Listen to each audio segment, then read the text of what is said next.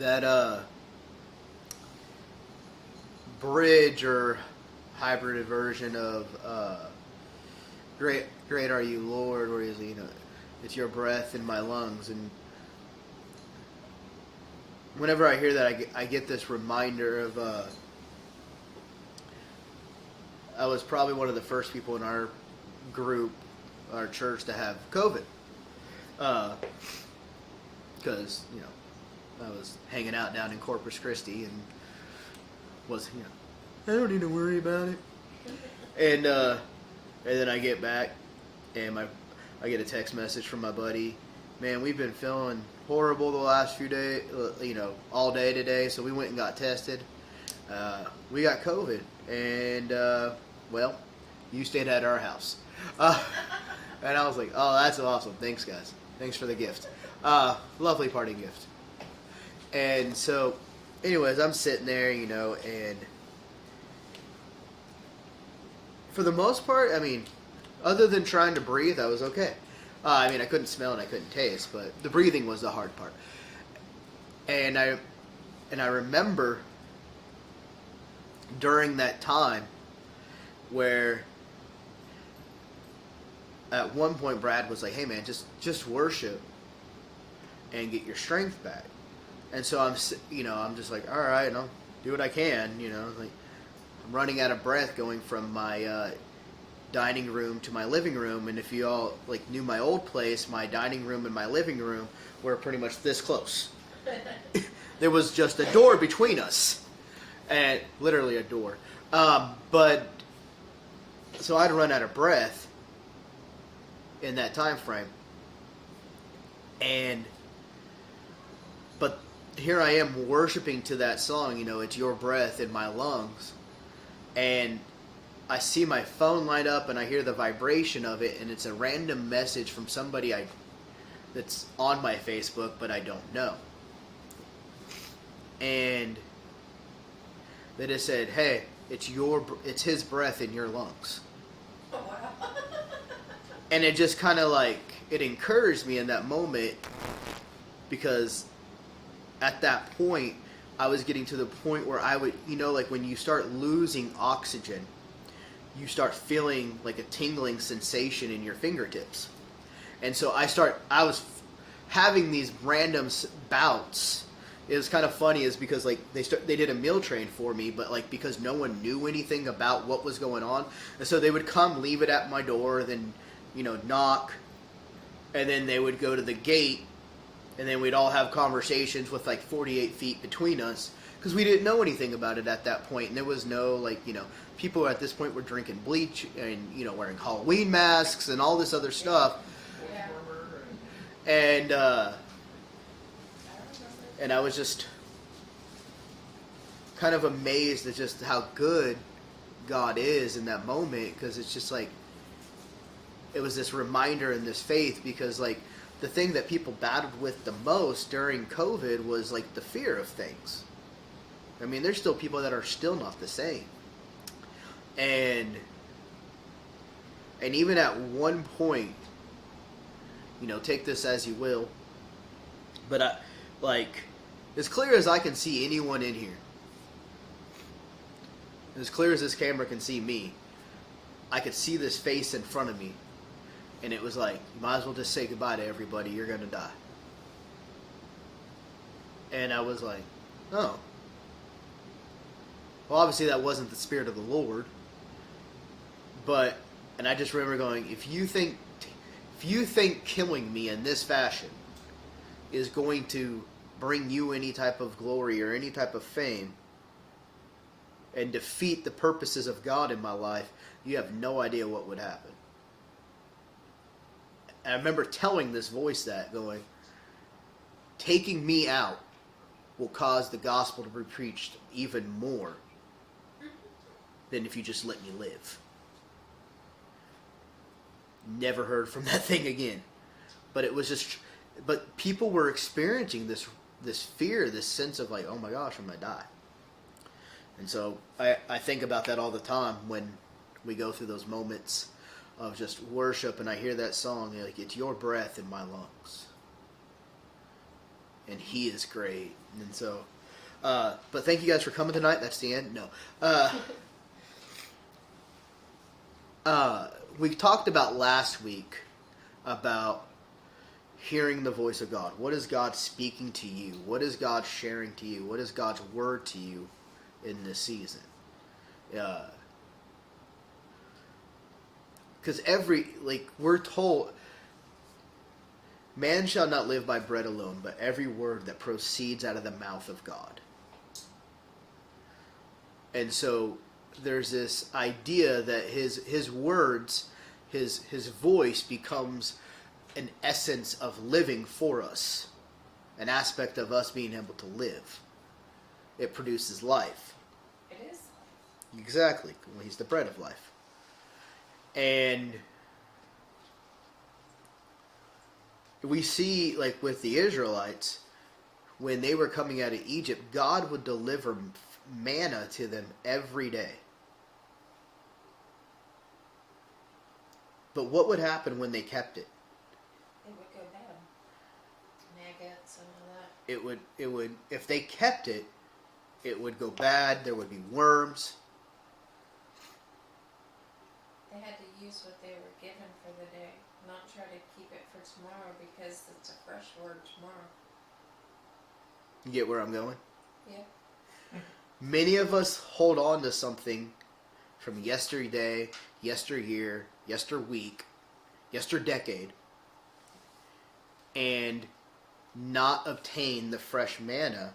Not a prophetic word like we always think. We're always going, it's going to be, we live in this mentality of like everything has to be this epilogue, movie, sensational type word.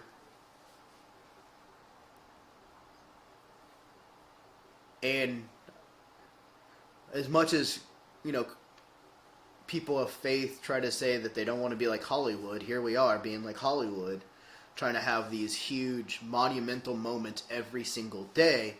But faith is built principle upon principle upon principle, step by step, day by day.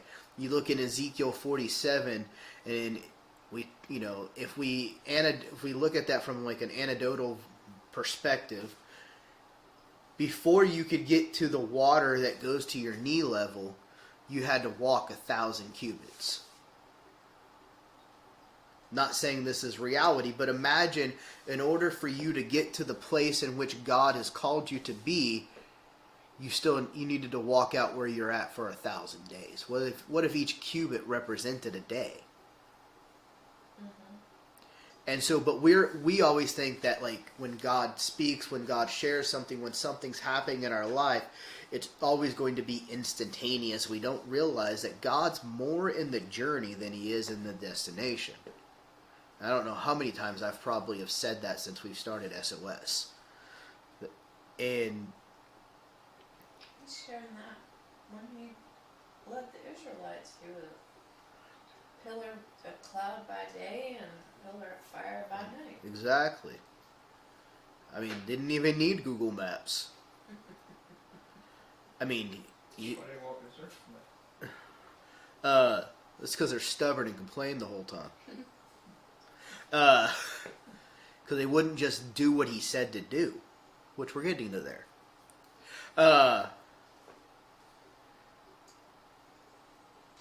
But we're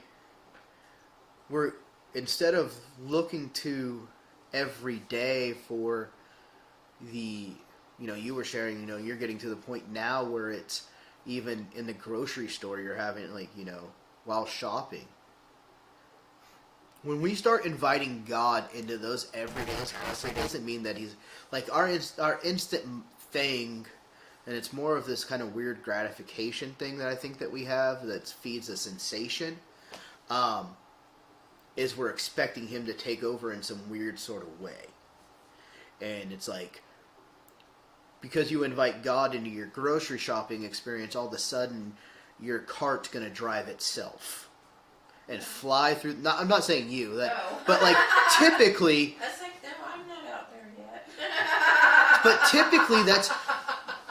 typically that's the direction in which we think everything's always going to go. Well, I'm just, you know, Kind of like that hamburger place. Have you been to that place? It delivers it to you in this little robot thing. no, what You hell? sit down. I'm not. What's the name of that place? Sliders? No. Patty Shack or something like that? Patty Shack. Patty Shack. It's right there near the church. Oh. Right over there about, Air Force Base. yeah. Oh yeah, right by the Air Force Base. So okay, so yeah, something like that. But we're expecting something extra. I mean, we can use the word extra. Let's use the word extraterrestrial. We're extra. We're expecting something extra phenomenal, extra supernatural to take place. You know what would be really supernatural is if you heard the voice of the Lord in the midst of the grocery store. I was actually an acquaintance of mine was sharing a story about how they were inside of Walmart or Target or something, one of those places. Never mind what you hear upstairs. It's just the cats fighting. It's not the Lord or Santa. Yeah, I didn't hear those bells. That's still their bells actually on their collars. That's how I know they're coming. This is the joys of doing this at my house. But she's shopping, she's buying stuff for, her kids, and while she's doing that, she sees this mother, like, clearly in a tight spot. And trying to find, it was Walmart, trying to find the version of the Walmart brand of the chips that her kids liked, and just, not having a good moment. And, it was visibly obvious that they were financially hurting. And she goes, something just hit me. And she goes, I'm not even entirely sure if if the Lord spoke it to me. I just put everything back I just walked up to her after I emptied my cart, or I think she just, I don't know how she did. I don't know the order of things. She basically just gave her the money.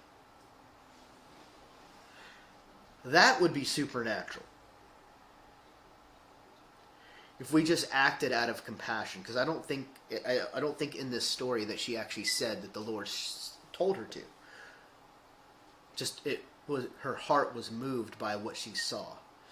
If we began to move according to compassion that's coming out of us, that would be supernatural. Because that means we denied ourselves long enough to actually do something for somebody else. But can't you say that love itself is supernatural? That's what I am saying. That love in itself is supernatural. But oftentimes we're waiting for an event to take place.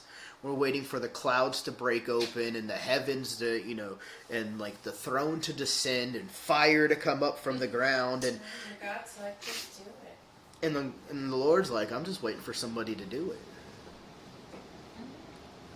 And so when we respond into those moments, we're stepping into His heart, we're stepping into His voice, and we're acting on His behalf. And so there's something to be said about that when we do that. But oftentimes, what happens in those moments? Is that really you, God? Is it really you, God? So we have doubt, so we second guess. What else? I don't want the attention. I want to stick out. Just fear. Fear. That's basically what that is. You've now turned something about somebody else back to yourself. Went full circle. Or like when the Lord asks you to do it for somebody that maybe you don't want to do it for, like maybe it's somebody who. So we're full of judgment in our opinions. Yeah. Because I don't like them, or they don't need it. Or how come I just can't find a job? How come they just won't look for a job?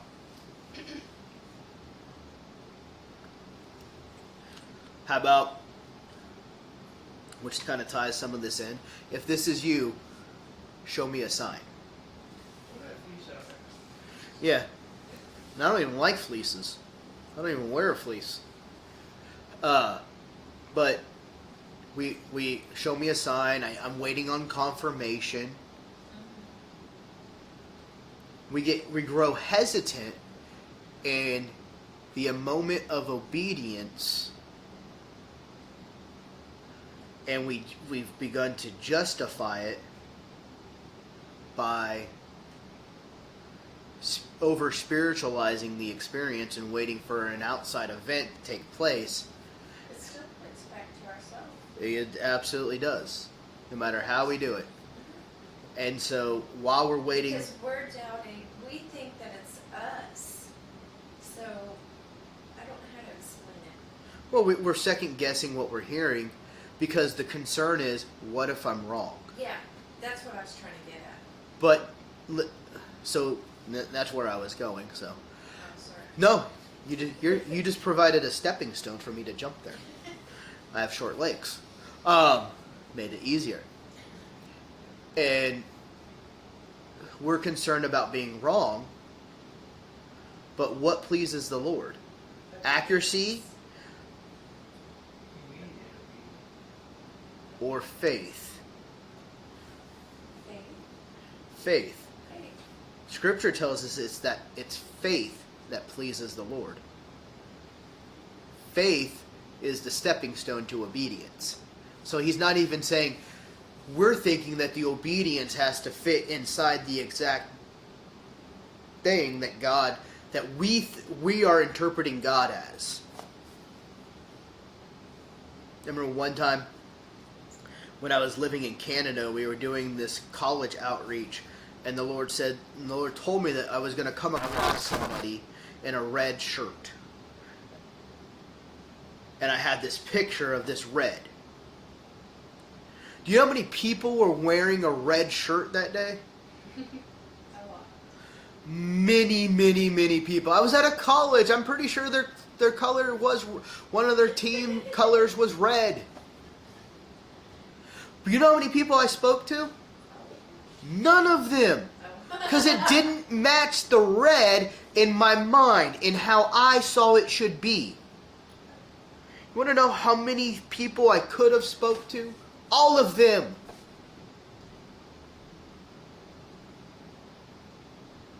I could have spoken to all of them, but I didn't speak to any of them because it didn't match what I thought it would be.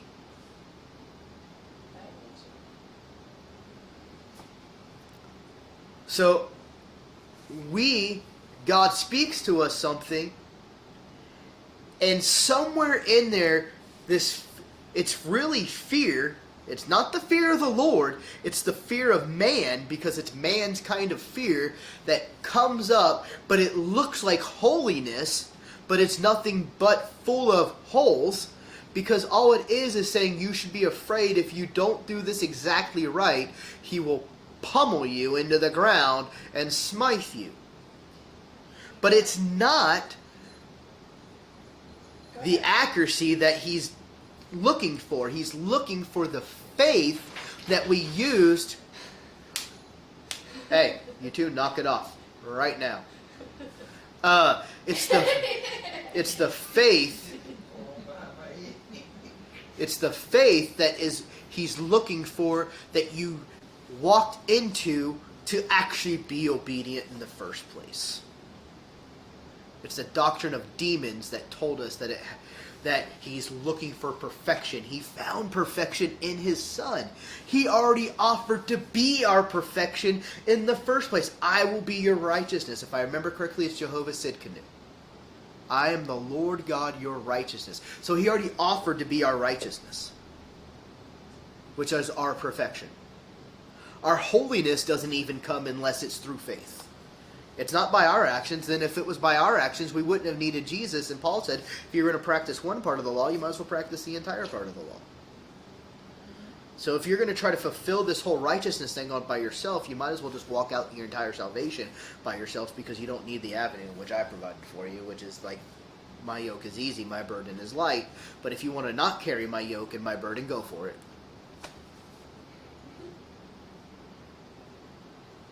What you were saying. Oh, I was just saying, as you were talking, about accuracy and faith, the scripture that came to me, because there's been a lot of times in the past, I wouldn't say anything, because I'm like, oh my God, what if I'm wrong? What if I'm wrong? Right. What if I'm wrong? That,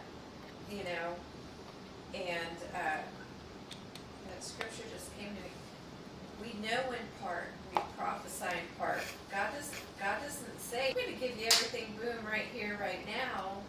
So how could it be accurate if you only know in part? You ever thought maybe the reason why this is going to get me in trouble? Sorry, Facebook world, you're going to have to get over it. You ever thought that maybe the reason why Jesus always just said, "Follow me," is because he didn't know the plan yet? He just went to places and then I think he was following the Spirit. Yeah, he didn't know the plan. He didn't. So Yeah. why would we know the plan? He doesn't even know when he's coming back. Yeah. You know how many raptures I've survived? All of them.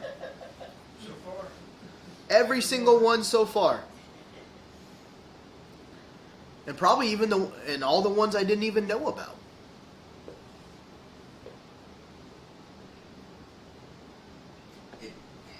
We all want to hear from God. I don't think we give enough credit to the fact that we are hearing from God. We just don't recognize it's God. Yeah. We don't.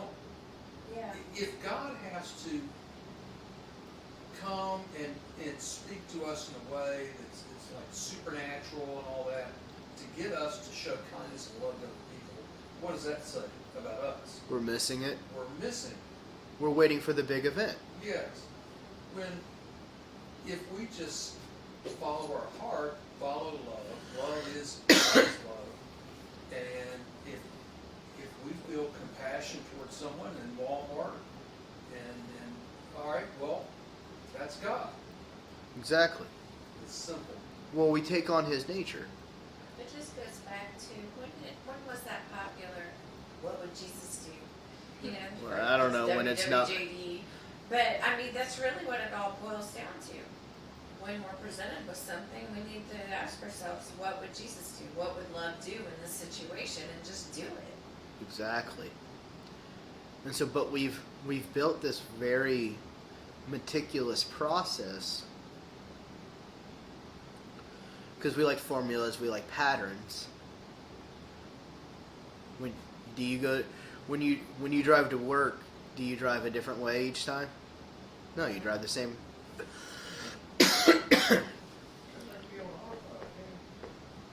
Pardon?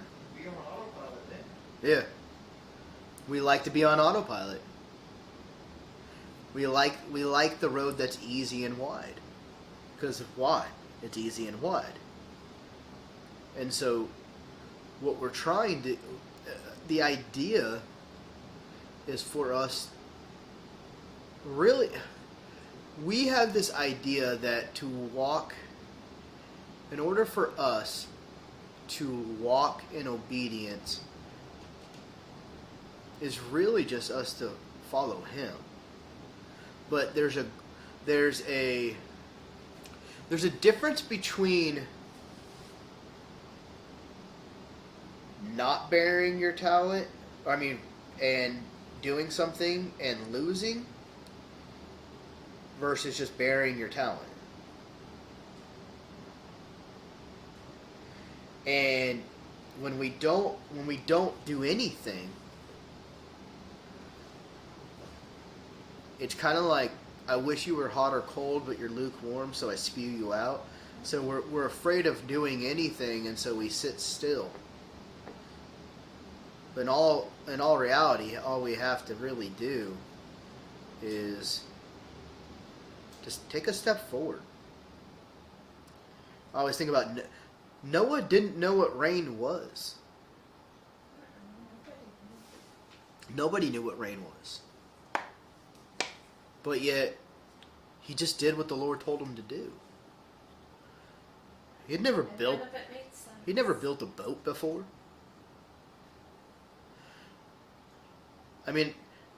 I don't even know if he knew what a boat was. But he just did it. He was just obedient. Do you think the boat was absolutely perfect? I don't know. But it got the job done. And he listened to the Lord. But we get so hesitant and caught up in the details of something. If God wants to give you details, He'll give you details. We see that with the tabernacle. If He wants to tell, Noah's boat too. yeah, There's a lot of detailed instruction on that Yeah. boat. on which animals to take. I mean, God will give you the details you need for the moment. Imagine you're going to have a son and you're going to name him Jesus. That's your prophetic word.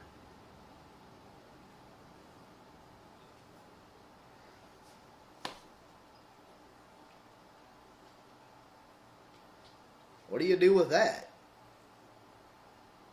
I'm sure she was trying to like, how am I going to get pregnant? How am I pregnant? What do you mean? Not even married yet. What is Joseph going to think? You know, what? All right, name him Jesus. I mean, you're already telling me his name. Anything else you want to tell me?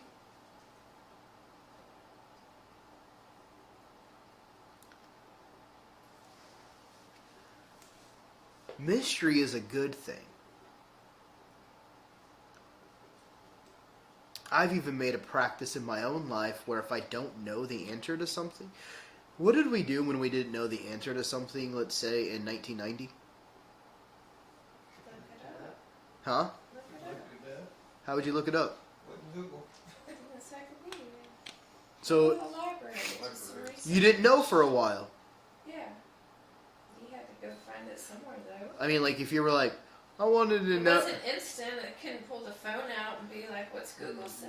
what day was Elvis born. Like we didn't, you know. Nowadays we're like, oh, what? I don't want to say it because then she'll start talking. But we'd be like, I want to know. I wonder what day Elvis was born. Like, so, you know, the random useless information that we want to know sometimes in life. And we would just go on not knowing. Now, we want to be so full of knowledge that it takes up all this space in your brain. I mean, studies have already shown that you only have so much decision capability each day. That we put all this extra stuff inside of in our path, in our way. We just got to get back to the living a life according to the Spirit and walking by the Spirit and listening to the Spirit of God. I agree with that. And it's much, much simpler than what we think it is and what we've ever thought it to be. And it's when we invite Him into everyday life.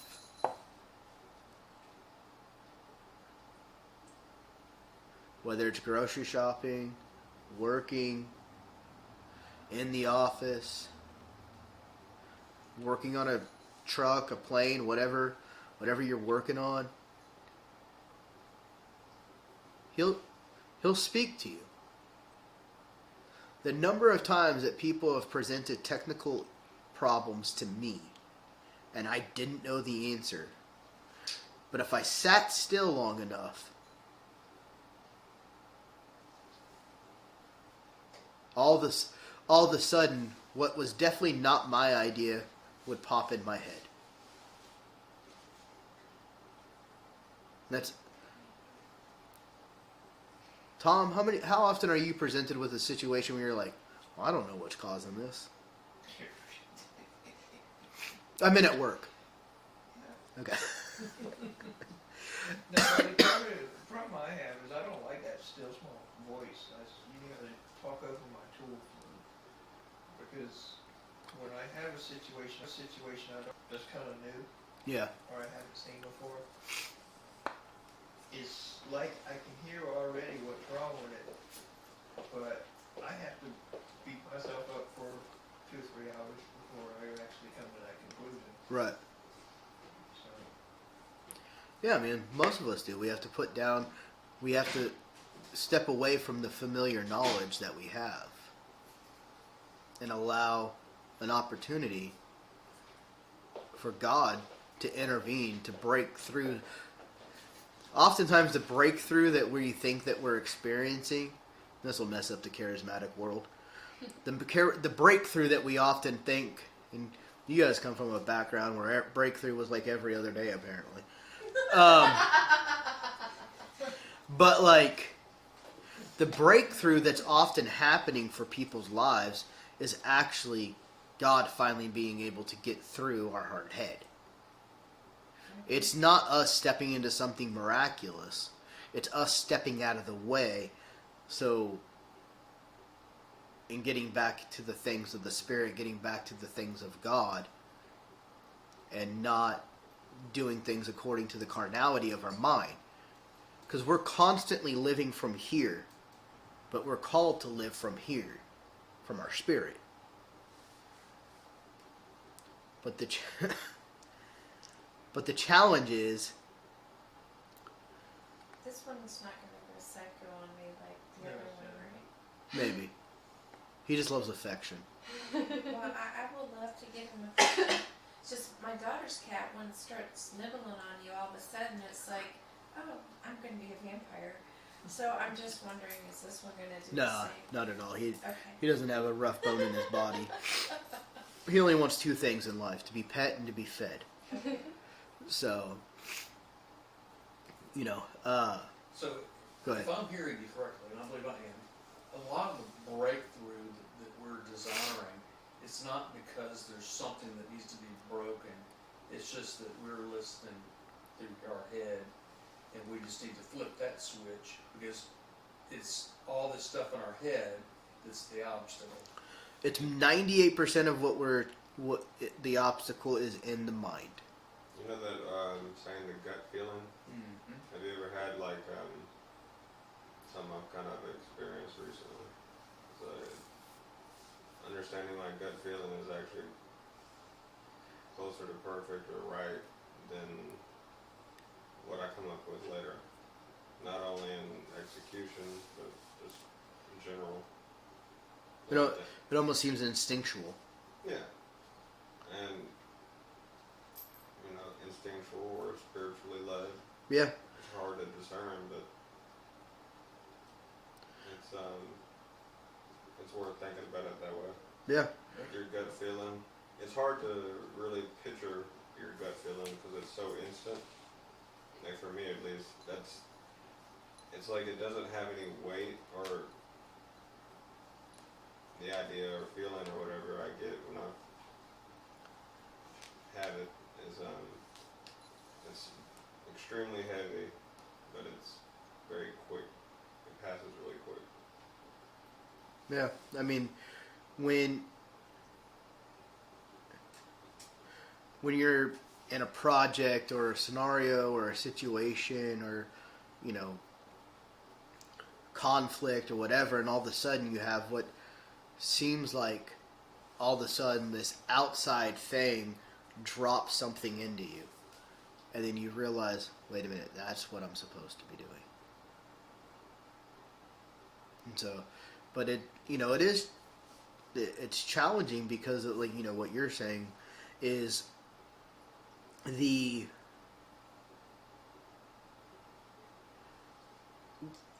especially in prophetic culture,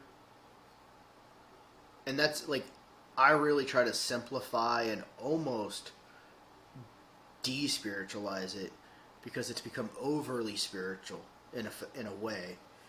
The idea of the prophetic, where I've been in situations where I've been able to teach the most religious of groups the prophetic, and they didn't even realize. Remember when I was living in the Charlotte area, there's a very prominent, popular megachurch out there, and they came to one of our prophetic nights. And our prophetic nights were kind of the thing is like I would take my students and I would divide them up into groups of 3, and then I'll teach a little bit and, you know, so on, and then everybody can go and get a prophetic word from my students. Get down. And so we had a few people show up from this church. Never, like, they had heard of the prophetic, but like they had never heard it broken down for them. And, you know, like I said, I like to kind of uncomplicate things and make them less woo, and just make them part of everyday life. And, you know, and so one of the things that I would say is, like, the prophetic is nothing more than allowing God to speak to you and then you share.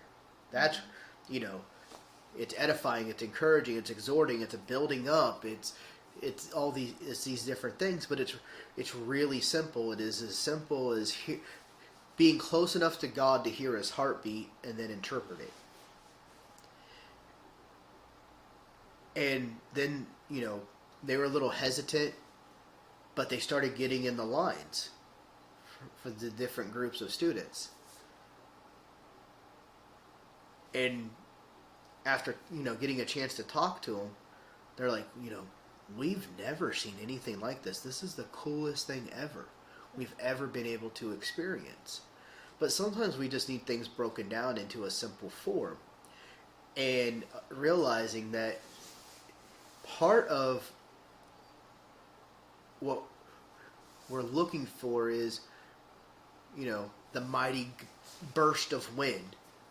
And so we start chasing the burst of wind. But that's not where the voice was.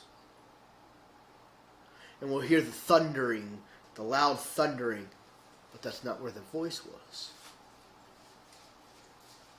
We'll hear the crackling and the roar of a fire, but that's not where the voice was. But if we become still long enough for just a moment, we'll hear that still small voice. And allowing us to come into this place of hearing this still small voice, but we've created this hierarchical system that has put these dreams, experiences, angelic, you know, all these things, these big event-looking moments. They write good books, but that's not where intimacy really lies.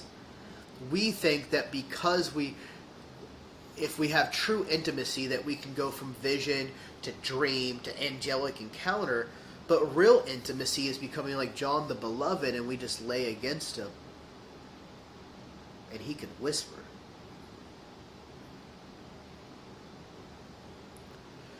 But the important thing to doing is, in that moment when he's talking to you, are we responding? Are we taking action? Are we doing what that voice is telling us? And we often wonder why we stop hearing the voice of God in our life is because the last thing that for him to keep speaking to us without us being obedient is him allowing us to go further into sin. So many times when we feel like God's not spoken to us in a while, we need to go back to the thing in which God spoke to us a while ago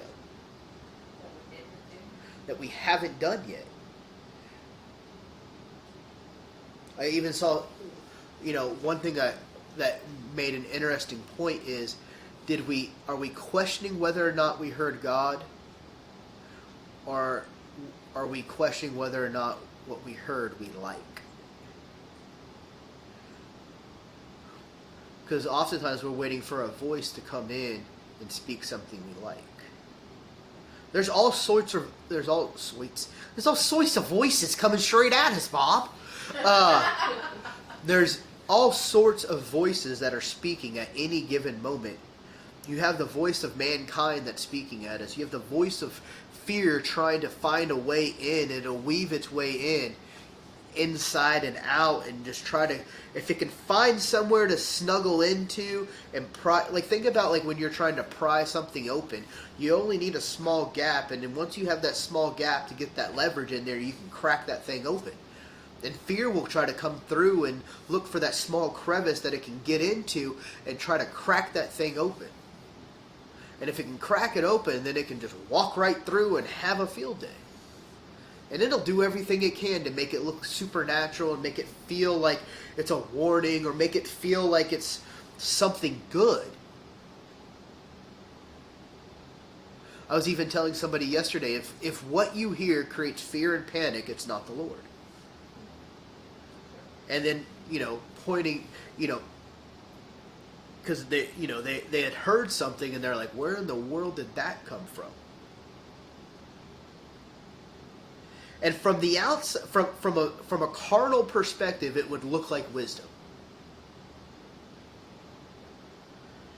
It'd be like all of a sudden, like if you had the spidey sense and you walk into a restaurant and somebody you don't want to see, or you don't want the conflict related to the possible encounter, and then the spidey sense goes off and you're thinking, oh, they're here. But that doesn't create peace. That doesn't create faith. That doesn't create a triumphant person. All right, can you clarify what you said about fear? Because, like, for example, when God instructed Moses to go to Pharaoh, he was fearful. He was. But he clearly heard from the Lord. Yeah. But he was afraid. Yes. But God doesn't create fear. Correct. But he had fear. So he could have said, well, this isn't God because I'm fearful. That's because he didn't want to do it. Just because there's a difference when God, we're looking at it from a place of he didn't want to do it because he was lying to the Lord. I'm not a person of eloquent speech. But I know personally there have been things that I knew was the Lord leading me to do.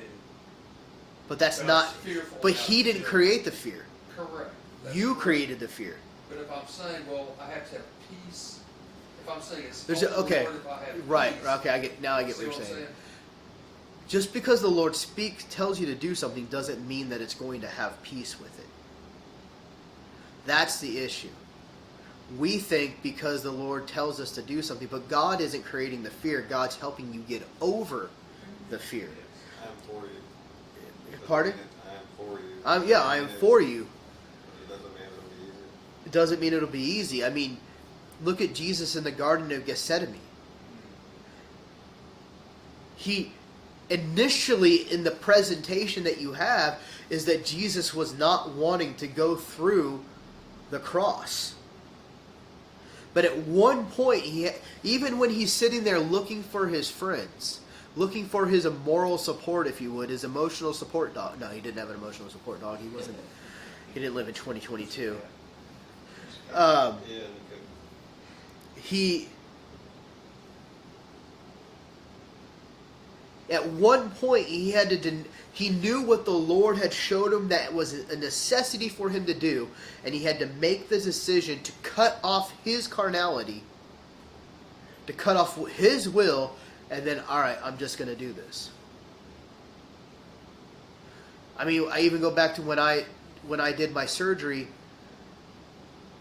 There was part of me that did not want to do it.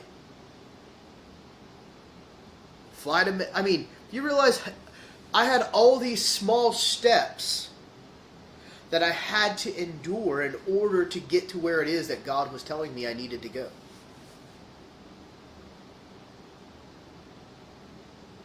Had to raise the money. I had to put myself out there. Part of the reason I had to do that was in order to conquer part of that fear. I had to, for every intent and purpose, I had to point out the elephant in the room. That's a joke. We can laugh about it. I'm making fun of myself at that moment. But I had to I had to get out of the delusional space of my mind that there wasn't something abnormal about my weight and my appearance. It wasn't about my appearance per se. It was about my overall health. But I had to point out the elephant in the room about it. And there was a point where I remember I was doing a video, and I remember I was consciously doing this. And I was getting ready to say something. I don't know.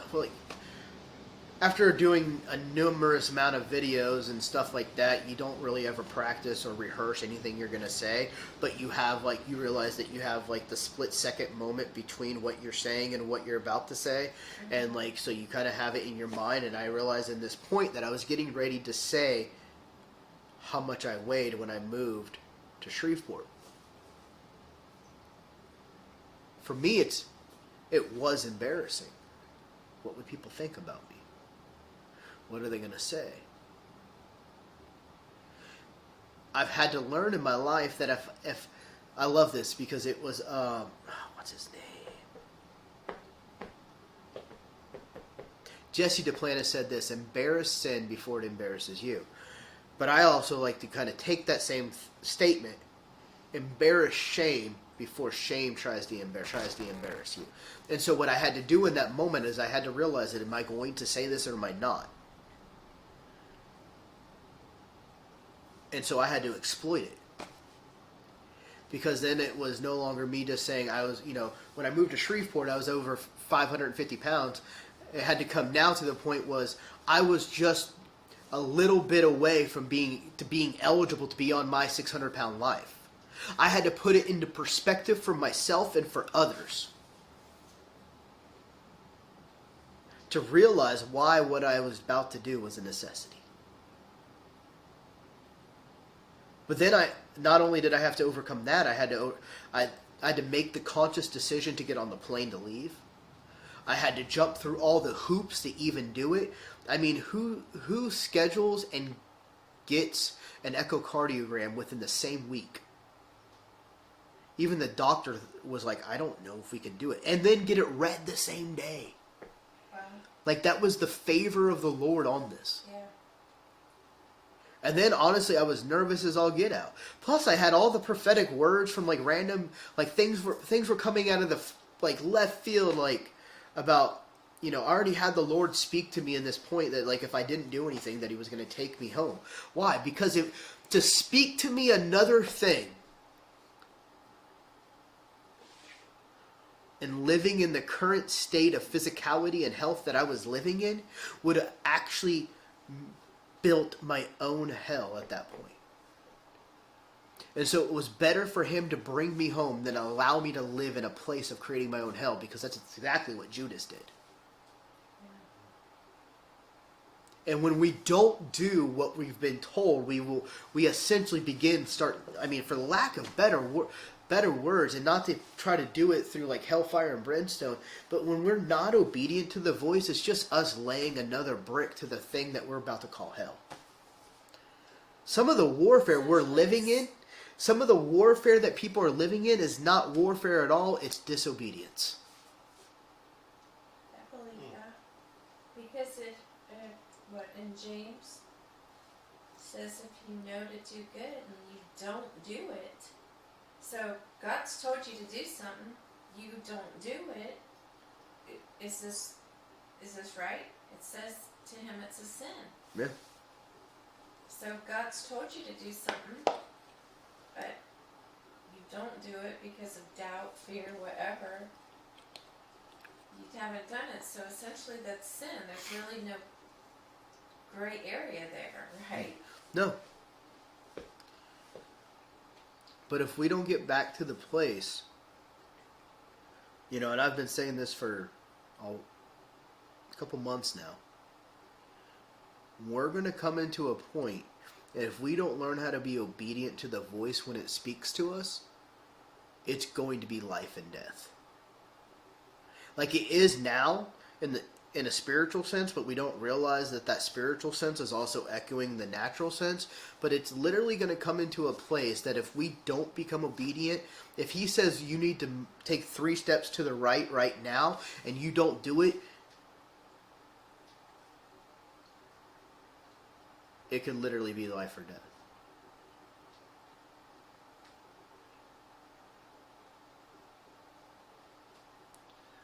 When we see real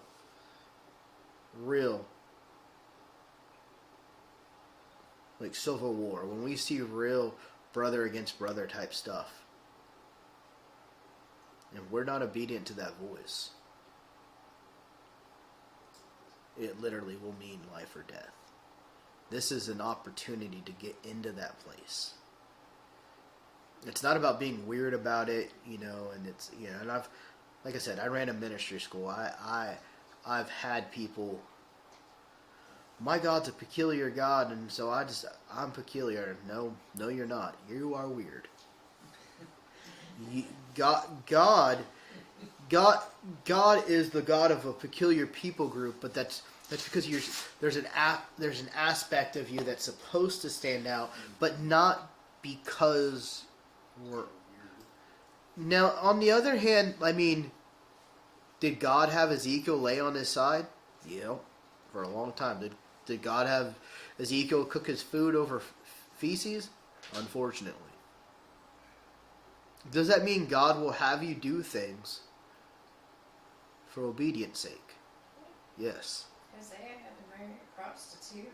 Well, I mean, that's just the sign of that's just the symbolic nature of God taking back his I know, bride. but still. Yeah. It's still something I don't think anybody would be like, yeah, okay, God. Yeah, absolutely. You know?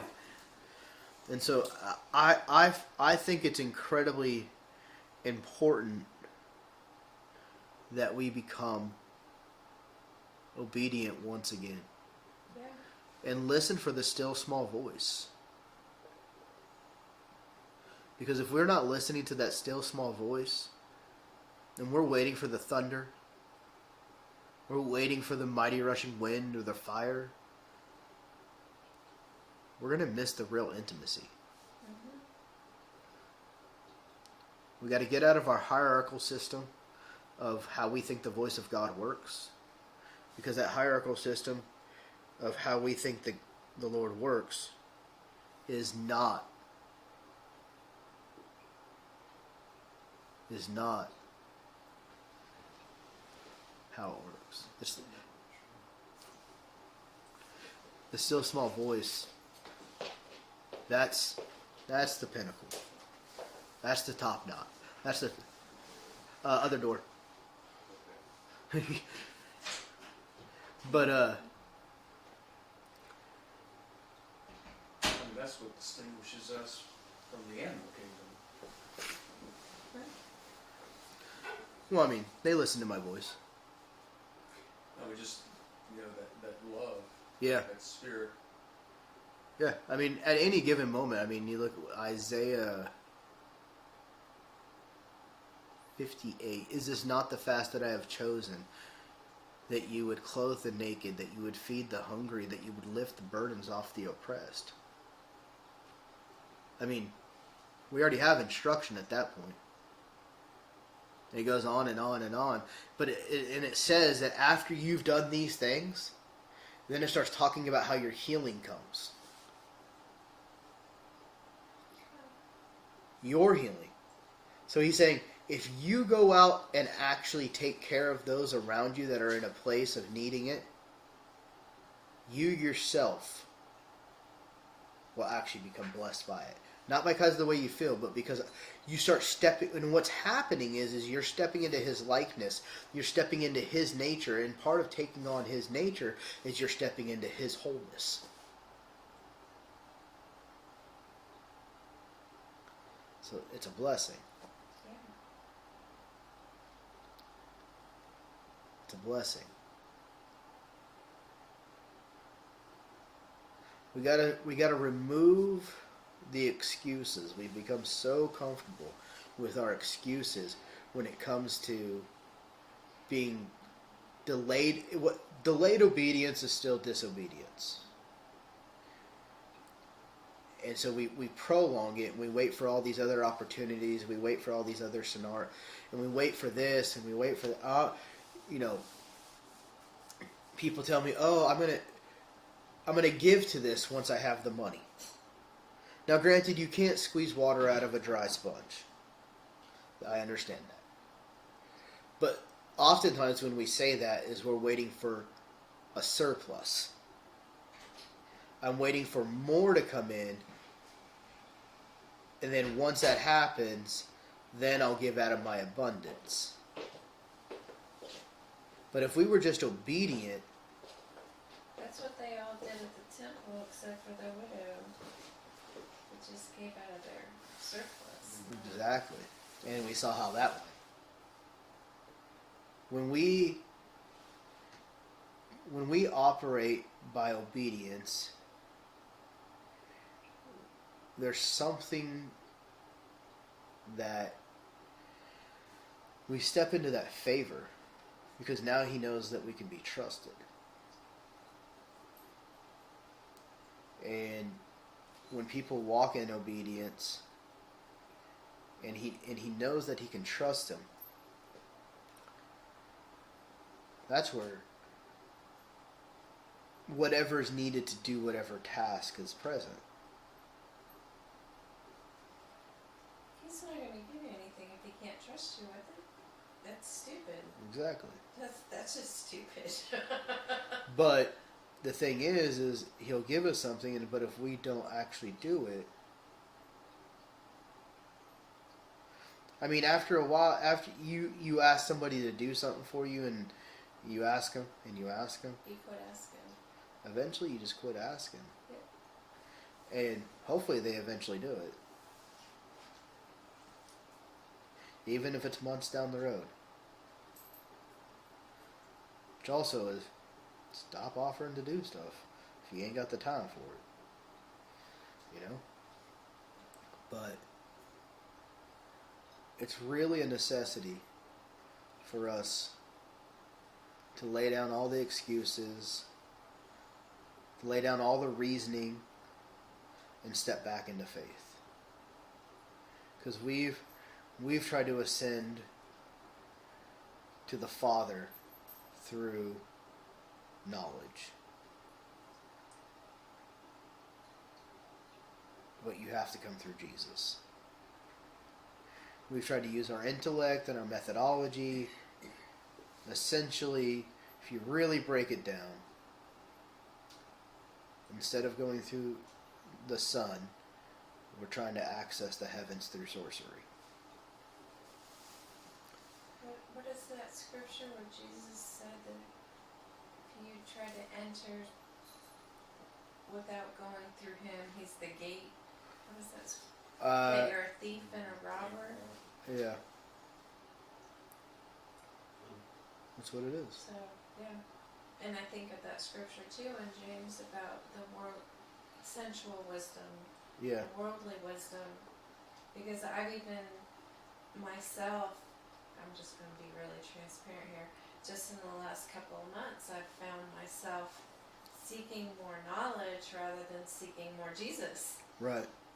You know, and thankfully, God pointed that out to me, and I heard him. Yeah. You know, I'm like, oh yeah.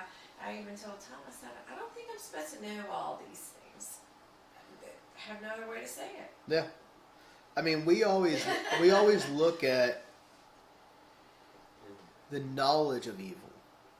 He also said good. Mm-hmm. Do not eat from this tree. Just that one tree. Do not eat from the tree of the knowledge of good and evil.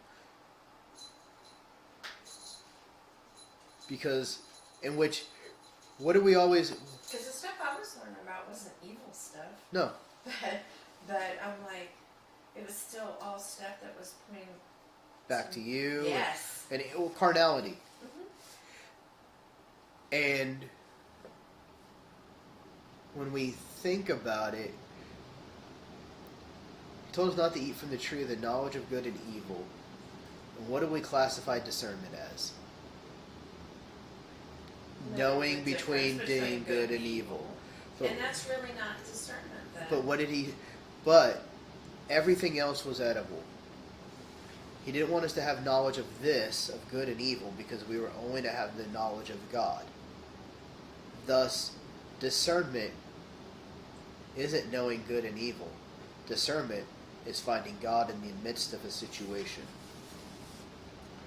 So even when you look at something that looks upside down, backwards, and gory, can you find God?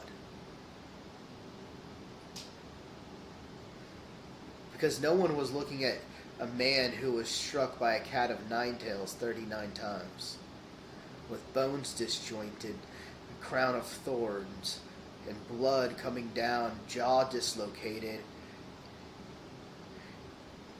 a pierced side, and pierced hands, and pierced feet, and going, huh, that's Lord. That's God. They were thinking we're defeated. But to the Lord, that was beauty, that was romance, that was victory.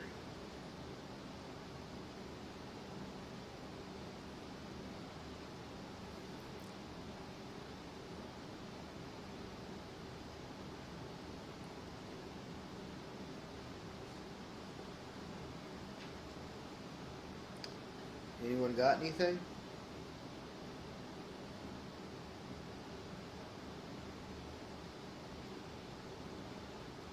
I already shared. I just meant in general.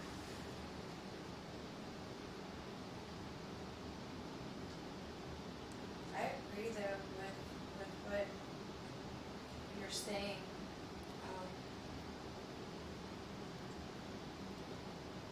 It's kind of like, I don't know how to explain it. It's almost something like I can feel. It's like there's coming a point where we have to make a choice. Yeah.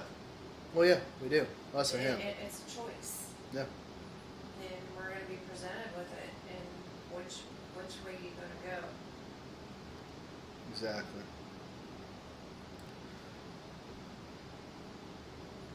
It's almost like, I don't know how to, it's like a stirring in, I don't know how to explain it.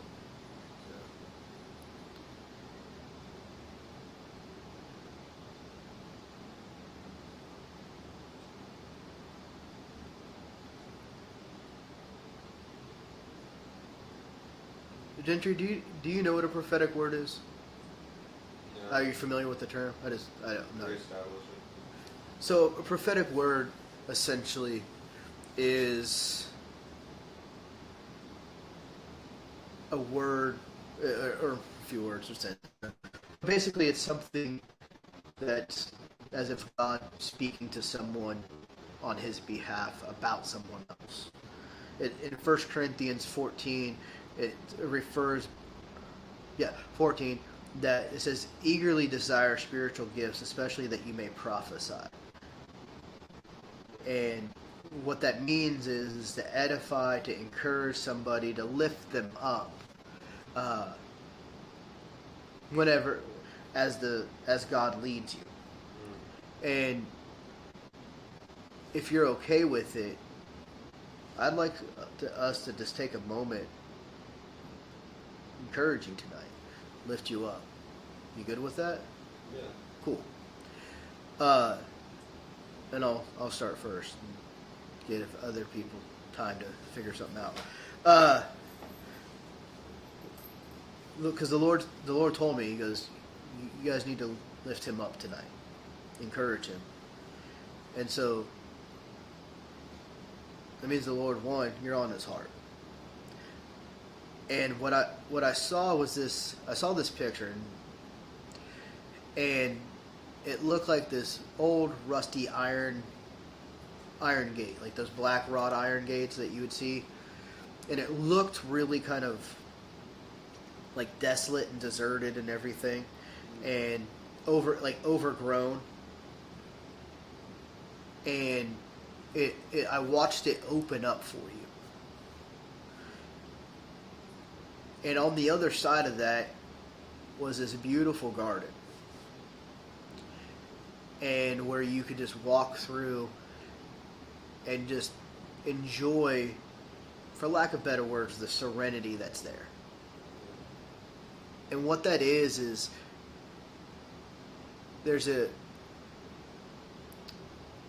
we all come a point in time where, Jesus says, behold, I stand at the door and knock. Well, Jesus is the door. He's the thing that we walk through. No one can come to the Father except through me. And Jesus is saying that. And, John 14:6, I'm the way, the truth, and the life. And really right now, you are in a place of your life where Jesus is opening up his door to himself for you to walk through and experience him in a new way, in a new light, and maybe something that you've never experienced before, a closeness that you have not had before. And that's a good thing. And obviously I know a little bit about what's going on in your life right now. And something that Scripture tells us is that he's near and close to the brokenhearted. It actually talks about how he draws nearer in those moments. And it's hard when you're going through the motions of the brokenheartedness in those times, because you're thinking, where are you? Like, where are you at in this? Because this doesn't feel like you're here. But there's this door. You can stay on the other side.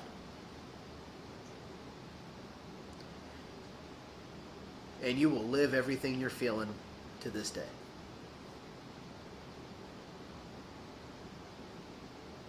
And you can stay in that place of where the desolation is and where the overgrown, unkept areas are. Or you can walk through that door. And on the other side of that door is, to put it simply, a whole new life. A new life. And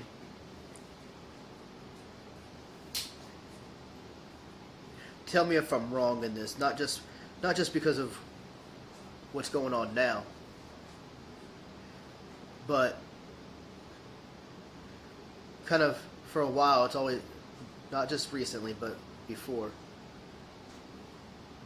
but there's felt like there's almost like this overcasting shadow that's been over you, where you're just kind of, it's not been like really heavy, but it almost feels like sunlight's even dampened. It's not as bright as it used to be, or it once was. Yeah. It's been there for a while, for like around 10 years or so. About right? Yeah. On the other side, when you walk through that door, that shadow's not there anymore. That shadow's been something that's been trying to push you further into the ground. It's been trying to oppress you. It's been trying to be a heaviness in your life. And and you've had these moments of thoughts of value and worth. And they've gotten dark and scary at times. But that's that shadow that's been talking. And those aren't Gentry thoughts. Those are the shadow's thoughts. Because its value and worth is next to nothing. And so it's trying to project those onto you to make you feel like that. But that's not true. Not at all. And there's nothing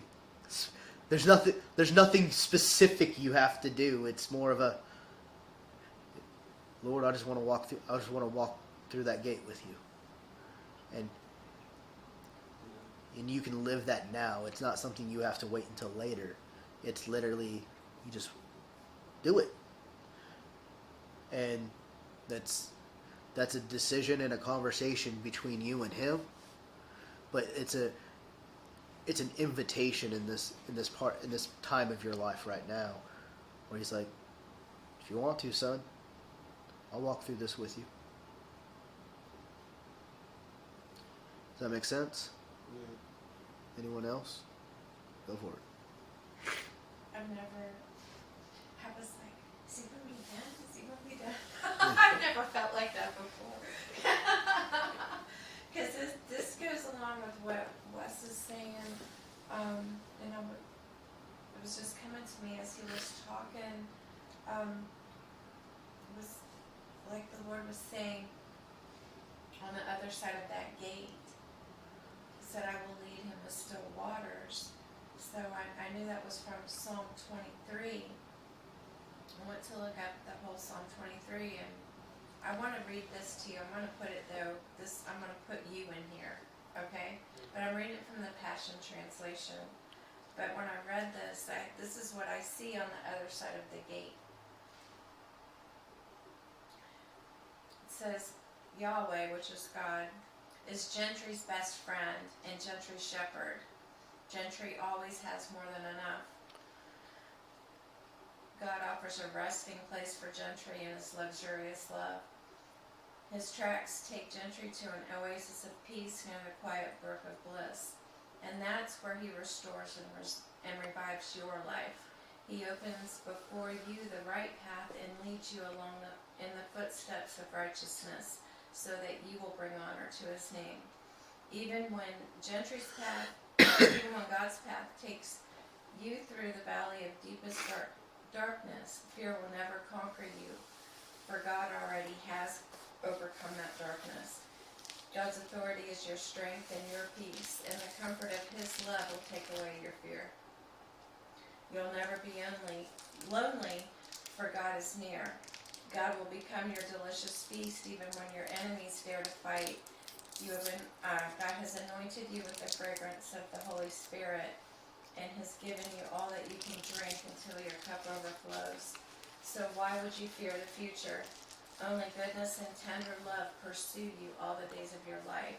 Then afterward, when your life is through, you will return to his glorious presence to be forever with God.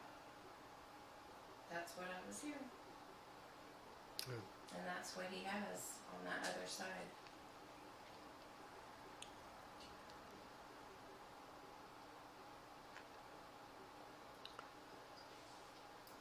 I'm not eloquent like Wesley. I'm over here sniffling and fighting allergies. So there's nothing eloquent about it. I sounded a little stiffed up. Yeah, welcome to winter. I'll go next. Go for it. There's no turns. Okay. I'm really glad Wes brought up, wanting to encourage you tonight, because I heard the Lord, or I just felt the Lord pushing me to say something to you, whether it was at the end or not. When Wes brought it up, I was like, yes, okay. But now what do I say? But I'm just really glad you're here tonight. I don't really know you. I just found out your name. I'm Catherine. Everybody calls me Cat. But not just here with us tonight, but just here in general. And like, why just that, Lord? And I feel like we don't hear that enough. Like that someone's just glad that we're here, we're present, that we're still walking life. I know there was a point in my life where I was like, I don't want to be here. Like I hate life. And No, I'm going through a lot of that too. What? yeah. So when the Lord, No. or when I opened my heart to Him, and I just felt that love, I was like, God is happy that I'm here. It just changed my life. Yeah. So Well. He's happy you're here, and I'm happy you're here, and I hope to see you around more often. Thank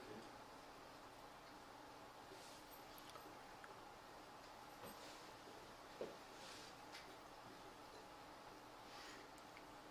Just do it, Bill.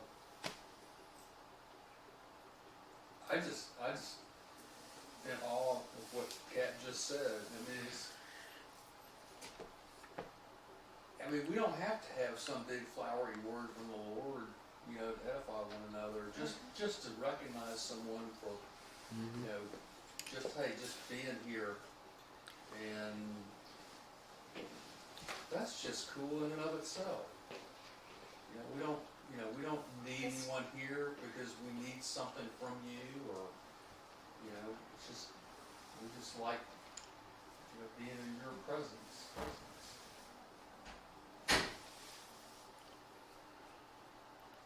I know there was more.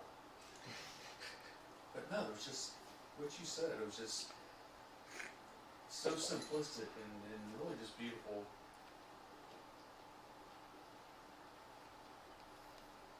Maybe you haven't been appreciated enough. I'm just gonna be talking about my uncle, talking to my uncle about everything. Yeah, his thing was I needed to respect myself more. And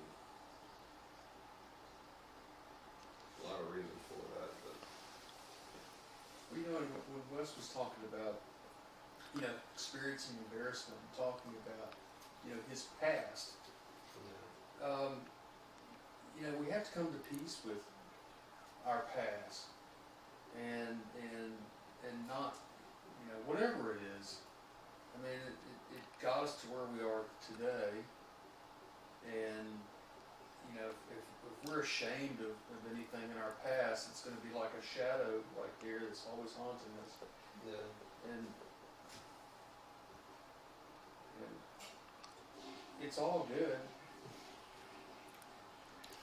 Yeah, I've got a lot of baggage, so, and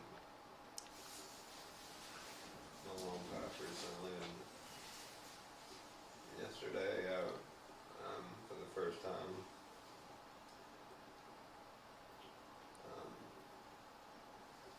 went and saw my father and found out he passed away a few months ago.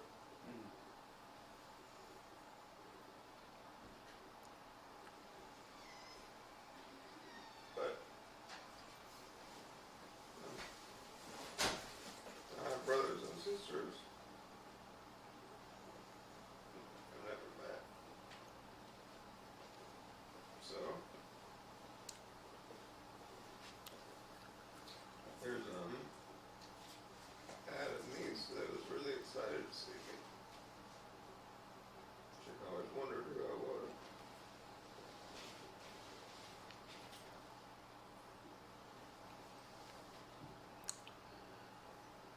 So I think everything happens for a reason. I just gotta walk by faith.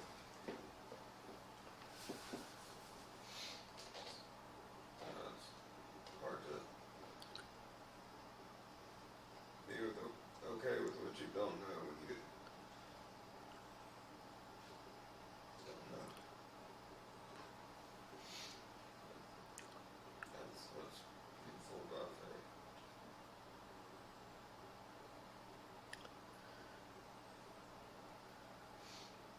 If it wasn't for that, I honestly wouldn't be here.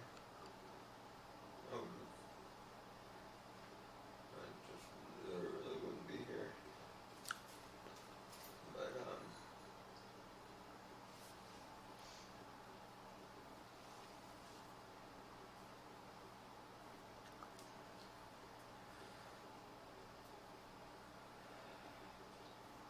I wouldn't want me to give up. I won't do either. Going forward.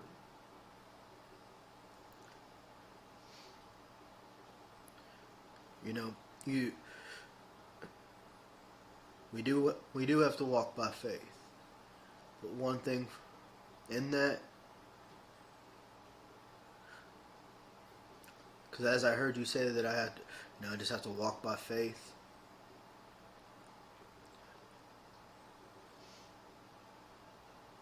You don't have to walk alone. No, And I know you don't know us very well yet, and we don't know you very well yet. But I do know the heart of these people. You don't have to do anything alone. Because when you said, I just have to walk by faith, what I heard you say is, I have to do this alone. I heard the same thing. that's why, and what's funny is That I was just- my first thought was not by yourself. Yeah. I just learned this week that I need to be listening to understand too. And God said, you know, the past is the past, and the future is untold. And there's enough troubles in today, so let's worry about right now. Don't worry about your past. Your past is your past. And your future is in God's. That's handled. Just worry about right now. And that's good, because he's already planned And that. stay in the now. Don't worry about tomorrow, and don't worry about yesterday. It's a present for a reason. This is not me, but you can ask my wife. Don't ever.